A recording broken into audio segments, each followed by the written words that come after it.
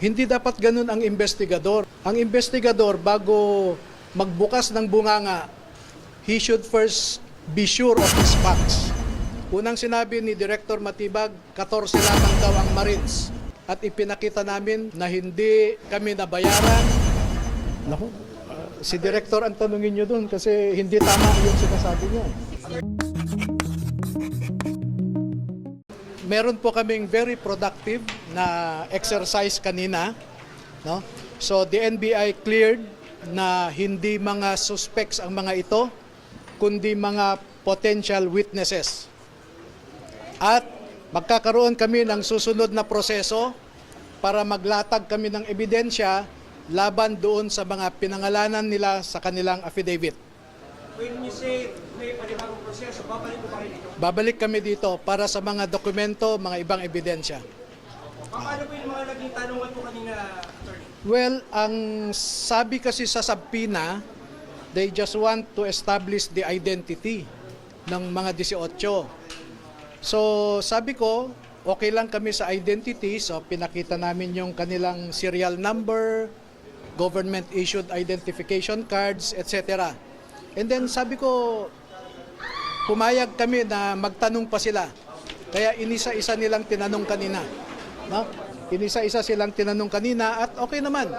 Sabi ko nga, very productive po yung araw na ito para sa hinahangad natin na magkaroon ng hustisya doon sa mga ninakaw sa kaban ng bayan. Oo, pinayagan ko. Kahit walang authority ang NBI na i-one-on-one sila, dahil kailangan ng abogado sana ang bawat isa, pero pinayagan po namin sila. Eh wala naman kaming itatago na lihim or ano, no? So, kaya nga sila nag-affidavit, handa po silang panindigan yung kanilang sinasabi.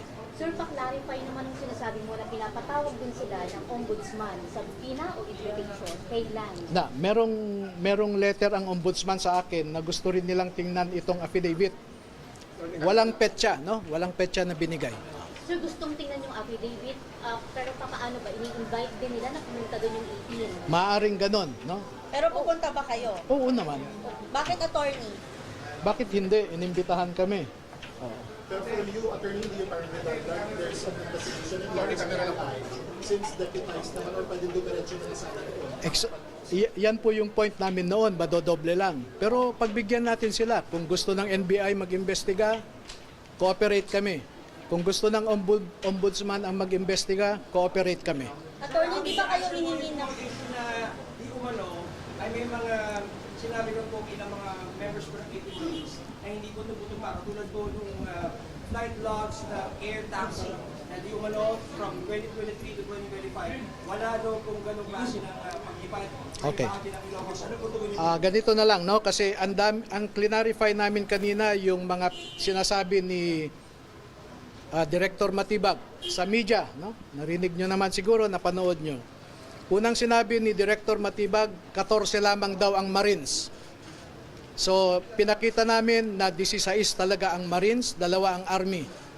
So, napatunayan namin na hindi totoo yung mga alegasyon ni Director Matibag. Pangalawa, yung sinasabi niyang isang general daw, class 75 ng PMA, ang nag-recruit sa kanila. Pinabulaanan namin yon na hindi totoo. Number 3, ang sinasabi ni Director Matibag, nagpirma lamang ang mga ito dahil meron silang economic problems, no? Economic reasons daw. At ipinakita namin na hindi kami nabayaran, bagkus ang gusto lang namin ay lumabas ang katotohanan tungkol sa bilyon-bilyong ninakaw sa kaban ng bayan. Yung flight detail na sinasabi po ninyo, ang sabi ni Director Matibag, sa 2023 to 2025, di ba sinabi niya, ay wala daw eroplano ng air taxi pumuntang Ilocos. Kinaligtaan niya yung 2022. Bakit ba 23 to 25 lang ang sinasabi niya? Kasi 2022, nag-deliver sa Ilocos na gamit ang eroplano. So, hindi ko alam kung saan nanggagaling yung intel o impormasyon ni Director Matibag. At lahat po yan, naklaro namin kanina at sa tingin ko, nakumbinsi naman ang mga investigador. So you're saying, sir, na noong 2022, pero sigurado may flight logs po yun. Yes. Oo. Ang sinabi lang niya, 23 to 25 eh. He conveniently skipped 2022. Hindi dapat ganun ang investigador. Ang investigador, bago magbukas ng bunganga, he should first be sure of his facts. Dito po, hindi ko alam kung saan nanggagaling yung sinasabi ni Director. Kanina po kinusyon ni Topacio yung leadership ni Matibag dito sa NBI. Do you share the same sentiment? Hindi ko po narinig yung sinabi ni Topacio so hindi ako makapag-comment. Kamoting kahoy daw yung minsan yung mga liderato ng NBI. What's your comment po? Ayokong mag-comment. Idea niya yun or opinion niya. Attorney, hindi ba kayo hihingi ng security kasi sabi mo nakakatanggap sila ng death threat? Kaya naman nating i-handle yan.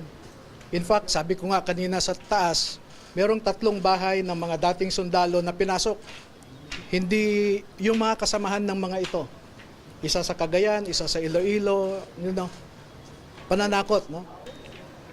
3 sa 18 ex-Marines yung pinasok ng bahay. Hindi kasama sa 18. Kasamahan nila dati kay Saldico na trabahante, pinasok ang bahay ng 3, no? Pananakot. Pero attorney, hindi naman inutusan kayo ni Zaldico.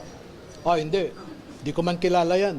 Gusto ko nga makulong siya dahil sa pagnanakaw niya Sir, para malinaw lang, willing kayong mag-submit ng independent affidavits isa-isa sa ombudsman, sir? Walang problema kung ano man ang gusto nilang forma. Kung hindi nila maintindihan ang ibig sabihin ng joint affidavit, pwede kaming mag-individual, walang issue. So satisfied na po ba kayo na dito ginagawa yung investigasyon? O mas gusto nyo pa rin kung matuloy sa Senado yung Bahala rin po ang Senado. Wala kaming impluensya sa kanila. Pero kahit saan kami dalhin, pupunta kami para lang lumabas ang katotohanan. They test the credibility of the 18. We are open to that. Sir, 100 daw po yung kinausap, and 38 daw yung pumayag, including the 18 Marines. May 20 daw pa po na... Hindi ko alam din yan Kaya nga, hindi ko alam kung saan nanggagaling yan. Pero may lalantad pa, attorney. Ayoko munang sagutin yan. Sir, ano yung kwento doon sa 3 yung pinasok yung bahay, yung mga kasamahan nila? Pakwento lang. Ang idea, ang assessment ko, pananakot lang. Oo, yes. Para wala nang lumabas na iba pa. Sir, sino? Yung may idea kayo, sino yung nasa likod yung mga pumasok pa sa... Meron akong idea pero hindi ko ma-share. So may lalabas pa talaga, sir? Ayaw ko munang sagutin yan. Mga ilan pa yan, attorney? Mga ilan na lang? Hindi ko alam kasi ang computation ni Director 100 pa daw. Hindi, 20 daw po including the 18, so may 20 pa raw po na. Hindi ko rin alam yan po. Attorney, pero sa inyo, sir, meron po bang lalabas or wala? Ayaw ko munang sagutin. Sir, you're not confirming na Anong wala? klaseng death threat, sir? Yung natanggap nila? Anong klaseng death Kasi threat? sir, di ba yung 3 pinasok Hindi, na? nasabi naman na namin yung text messages Anong sabi, sir, sa text messages? Mag-ingat kayo kasi kung hindi nyo mapataob itong gobyerno, meron din kayong kalalagyan. Yung mga ganun. kailan nyo natanggap yun, sir? Sometime February. Early week. First week. Ilang messages? Sunod-sunod kasi yun Sunod-sunod. Pinakatumatak po sa inyo. Ayun, yung galing pa yun sa active na military officer. Direct yung pinasa po sa inyo o ipinasa lang po Sa kanila. Hindi, sa kanila, lahat. Sir, lahat sila nakatanggap ng text message? Yeah, may 2 nakatanggap, kaya pinabasa sa kasamahan nila. Before press con, sir? Yes. So alam, sir, na lilitaw? O yun yung nag-trigger sa inyo para lumabas? Paano ba, sir? Hindi naman. Hindi kami affected sa threats. Attorney, Okay po? totoo po ba sa 18 hindi wala dyan, hindi daw naging tauhan ni Zaldico? Klinaro na namin yun. Hindi namin alam kung saan nanggaling yung sinasabi ni Director. Pero naipakita namin ang pruweba na 16 ang Marines, 2 ang Army. May driver po. yung driver na sinasabi apat daw. Naku, si Director ang tanungin nyo doon kasi hindi tama yung sinasabi niya eh. Attorney, kailan po kayo babalik at ano po yung inyong pake na ma-accomplish ninyo kung pagbalik niyo sa India? Next week, babalik kami para dala na namin yung mga ibang ebidensya. Kasi yung subpoena nga, iba eh, nakalagay lang doon to verify the identity. Hindi naman nila sinabing, dalhin nyo ang mga ebidensya nyo. So next week po yun, next week. Anong date, sir? Anong date? Ah, Sir, lahat kayo sir? oh, lahat. 18 po. Parang 19 niya, hindi ko makuan. Bibigyan daw nila ako ng sulat. Basta next week, no? Ha? Statement from one of your clients, so kamusta kanina yung Okay. Satisfied kami sa nangyari kanina. sir, pwede one of your clients, isa sa kanila, okay lang? Pwede po.